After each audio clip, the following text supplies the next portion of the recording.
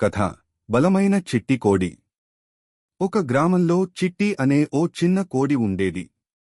అది చాలా బలహీనంగా ఉండేది. ఊరిలో మిగిలిన కోడులు దాన్ని ఎప్పుడూ చిన్న చూపు చూసేవి. ఈ కోడి ఏ పనికి రాదు అని ఎప్పుడూ చెబుతుండేవి. ఒకరోజు గ్రామం పక్కనే ఉన్న అడవిలోనుంచి ఒక పెద్ద నక్క వచ్చింది. అది కోడులను పట్టుకుని తినేయాలనే యత్నం చేసింది.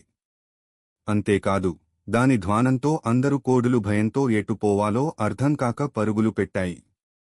కాని చిట్టి కోడికి ఒక ఐడియా వచ్చింది. అది పెద్దగా అరవసాగింది.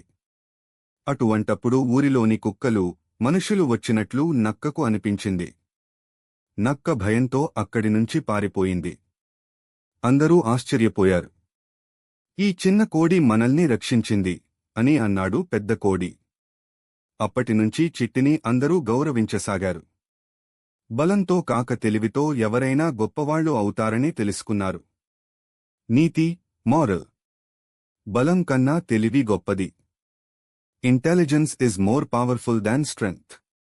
మా స్టోరీ మీకు నచ్చితే లైక్, షేర్, కామెంట్ చేసి ఇలాంటి ఇంట్రెస్టింగ్ స్టోరీస్ కోసం మా ఛానల్ని సబ్స్క్రైబ్ చేసుకోండి.